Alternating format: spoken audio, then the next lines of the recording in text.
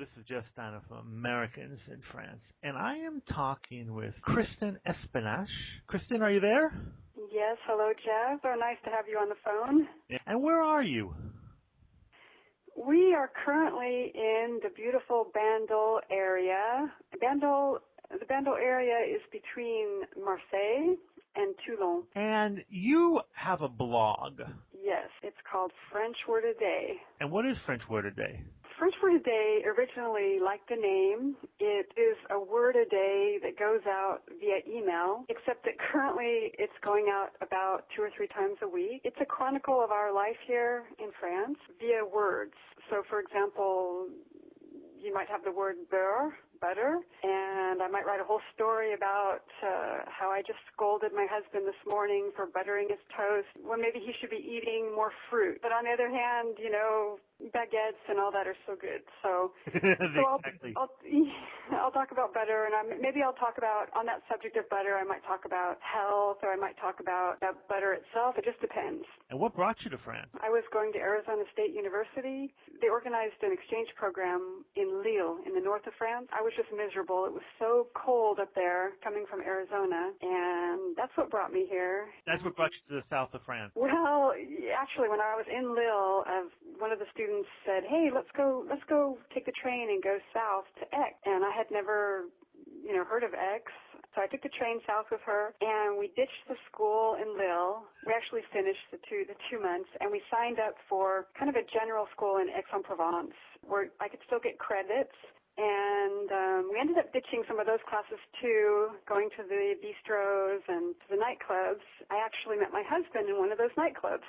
So you kind of dropped out of school. Once I got to France via this Arizona State University program, it was only a 2-month program, and I thought, this is too short of a program, 2.5 months. And I was here and had taken the trouble and expense to get here. And I thought, you're here. Don't lose this chance. Dig in and don't go. So I managed to call my advisor and work out an independent study program. Okay. So although I said I ditched a few classes, I did manage to write a paper on the experiences we were having here in France. You're a very, very good writer. In fact, you've written 2 books. Books that I have written were originally blog posts on the blog, and they are all short stories, different anecdotes about our life. I told you about the butter, but just different things that come at us as foreigners here in France. To be able to write about them helps to fit into this society and helps us to laugh about the experiences. Blossomy in Provence is actually from the 2005-2006 archives at French Word a Day.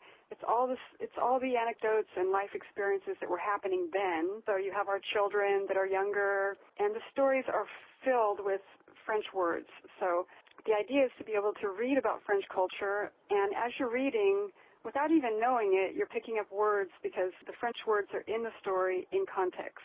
Let's talk about a few of those words. The first word you ever did, I looked through your archives, is bosser. Well, bosser, I remember really wanting to share my stories on the web. With this typical American, nothing to it but to do it, I thought, well, I'll start this website, and on that positive thread, what could be the most meaningful word that I could use for my very first word of the day, and there have been thousands now. And I thought, gosh, bosser, which means to work. And so I wrote just a little, maybe 1 or 2 or 3 line post that day, saying, this is my blog, welcome, and I promise if you will read that I will, je vais bosser, I'm going to work, I'm going to give it my all. And so that was the first word, and I'm glad that I used it because it's been a meaningful one for me. I think that was a great word to start.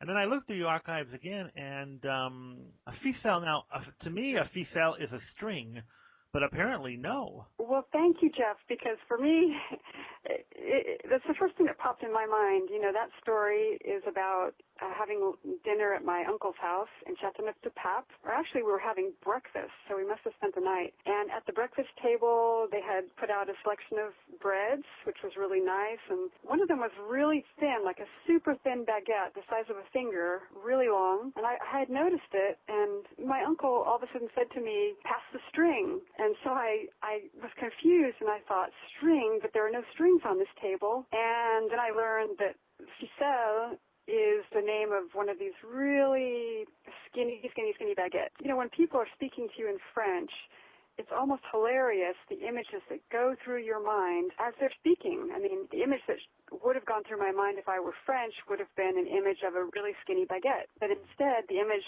was this string that I couldn't find anywhere at all on the table until my uncle pointed it out. Before I read your post, I didn't know that. I didn't know that there was a bread called a ficelle. Whenever I go into a bakery now, I look for a ficelle and I don't really see them. I don't know. Are they only, will there something you'll only find in the South? You know, it might be regional. In this case, this ficelle was bought in Châteauneuf-du-Pape. What about n'importe quoi? What does n'importe quoi mean? Or what significance does that have in your life? Yeah, n'importe quoi. N'importe quoi, I hear that all the time.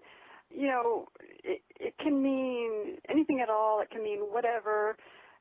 At the time I learned it, I guess I didn't know exactly what it meant because the story there was of my husband, my future husband, sending me back to the state.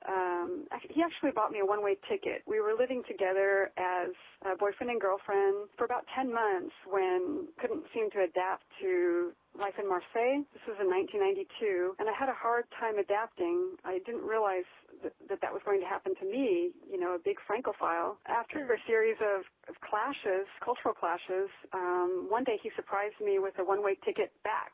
Oh my God. I mean, a one-way ticket. And so I wrote the story of what happened to me when I actually got back to Arizona and was looking for work, was looking for what was I going to do now. And the story is about, you know, kind of fantasizing about what would a dream job be for me. And a dream job for me would be, you know, to work independently, to have my own business. So I dreamed up this job called Girl Friday. I would call it n'importe quoi. I thought that meant anything at all. I could offer anything at all. I could offer to wash your dog. I could offer to type up your paper. I could offer to clean out your closet, or, you know, to just simply listen to you talk. And so I thought, yeah, now I should give this a French name, this company. It occurred to me to use the word n'importe quoi, but I found out later that wouldn't really be a good idea because n'importe quoi kind of means baloney. It can mean anything from baloney to oh, give me a break, or you're speaking nonsense. Nonsense. Yes, thank you, Jeff. That's it. Nonsense. So thankfully I never had to start up a company and name it Nonsense, and I eventually made it back to France. A writer? Have you always written? Always been fascinated by writers and been attracted to the romantic side of the writer's life, probably from the time I was 13 or 14 when I started my own diary. You know, I really believe when you plant those things in your mind, you sort of become what you think. And I ended up, you know, doing what I've always dreamed of doing. I didn't have any particular skill. I was always too afraid of taking a writing class, which I felt were for writers and not for dreamers like me. Later on, when I was a stay-at-home mom, it was time for me to go to work and to find an income, and I was very intimidated to see that all the people around me, all the French moms, you know, all of our friends had professional jobs, and I had no idea where to begin. But I did remember my original dream, and I thought, you know, why don't you try? Just try to write some stories. And that's how I began. Well, that's wonderful. Blossoming in Provence, and that is actually self-published, right? I self-published that about 1 year ago. 1 year ago this month. And what's it like self-publishing? Because your first book was Words in a French Life, right? Yes. And that you self-published, but then you found a quote-unquote a publisher? Yes, the first book, Words in a French Life, happened around 2003. It's an inspiring story, I think, because there were 2 more weeks before the end of the year, and I thought, gosh, it's 2003, you know, what goals have I accomplished this year? And I happened to be flipping through Writer's Digest, and I found a company called Instant Publisher. And I thought, my gosh, they said that they can publish a book instantly. So I quickly got together all the stories on my blog, which was about a year old at the time, and I quickly did a cover, sent it to them, and within 2 weeks, I got these stories published in book form. So that's how it all sort of started. It was self-publishing. I was so bitten by the bug of publishing that I just continued. Every 3 or 4 or 5 months, I would collect my stories together. On volume 4 within 16 months, and I received an email from an editor at Simon & Schuster. So it was completely unsolicited. I was just doing my own thing, minding my own business, just doing the work and having a lot of fun when I received this email from Simon & Schuster. I want to follow it up. It was actually a reader of mine connected me, somebody who actually is Anne Ma, who is a writer. She's on her second novel now about France, gastronomy. She, at the time, was a reader, and she liked these little stories, these little vignettes, and she contacted a friend of hers at Simon & Schuster. And I never even got to meet Anne until probably a year or so after. It's your readers, starting a blog, you develop a readership, and a lot of them are very silent, but very caring. Let's get into some nitty-gritty here. What would be some suggestions you would have for somebody wanting to move to France? Just do it, because a lot of people are sitting there thinking, should I, shouldn't I, should I, shouldn't I, and they're sitting on a wall. Pack your bag. Secondly, nowadays with Facebook and with all these connections that we have, and with internet, which we didn't have when we came here, no internet, none of that stuff, which felt very isolating. But now with all these connections, you can actually start to connect with people before you even pack your bag. I mean, I have a lot of people that contact me. I can't answer these questions, by the way, because there's a lot of people that call in or actually email in.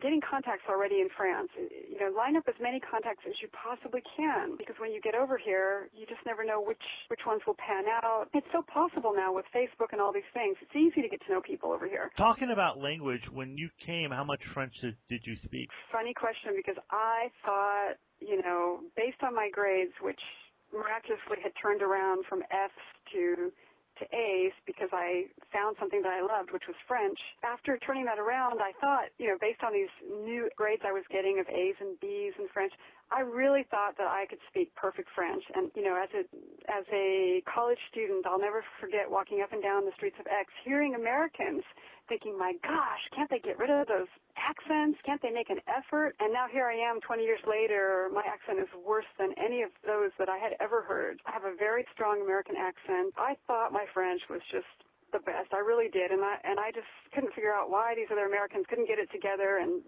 speak without that accent. And it wasn't until years later that a close friend of ours said to me, wow, your French has really improved. She said, I couldn't understand a word you said when you got here. And so for me, it was a real, humiliating moment, or a humble pie moment, where I realized that, I didn't speak as good French as I thought I did. And in fact, my accent was pretty strong. We can actually hear your husband's English, right, and French on the website. Every time I put out a newsletter, he will record the example sentence, so you can hear his beautiful French accent. And the photos, do you take the photos? Yes, I take all the photos. It's so beautiful here. It's really not that hard to take a photo of. If you love the architecture like I do, or if you love the countryside, there's so much inspiration just walking out your door. It's good to just always have your camera on you. And I think the photos are important because it was actually John Mark, my husband, who inspired me. That every time I did a post, he said, put a photo in. And I think that the website appeals to different people. Some people just want to hear the sound file. Some people just want to learn the word of the day and see an example sentence. Some people just want to read the story. They follow the chronicle of our life for 10 years now. And then some people are more visual, and they just enjoy coming and seeing a few snapshots. Is there anything you don't like about France? A couple things I don't like. Without making a blanket statement, sometimes the French tend to be reserved. I'll give a quick example. I knew a woman for about 9 years who I really liked and admired and really wanted to be a close friend. And I remember just every time I saw her, how much I just enjoyed being around her. But she never really showed a lot of emotion. And I just thought by the time I had to move on, because we actually moved towns, and I thought, well, in all these years, I guess we just never really got to know each other. Or I guess we never became the kind of friends that I thought we would. And so I was packing up my house the very last day, scrubbing it down, packing it up, and I got this knock on my door, and it was this friend who I so admired. And she was just shaking and just crying, and tears. It was just so moving. And I thought, my gosh, 9 years, I had no idea that she felt this way. It's just an example of how reserved some of the French can be, I think. On the other hand, Americans are sometimes seen as being, a little too friendly too quickly. Right. So I can now see both. I can now see both. And I think I tend to be much more reserved than I was when I first moved here. And I'm not sure it's a good thing, but I do notice it. Is there anything you miss from the U.S.? I missed much more in the beginning than I do now. I've kind of been able to move on. All those things that I initially missed, like peanut butter. I really miss. I miss a certain kind of Carmex chapstick I used to wear. I miss that. But since you learn to just let go and find equivalents here. Well, you can find peanut butter too. We find. You can find peanut butter, or you can make it yourself. This has been a good talk, Kristin. Thank you very much. Very welcome. Thank you, Jeff. It's so nice to talk to you after all these years of emailing.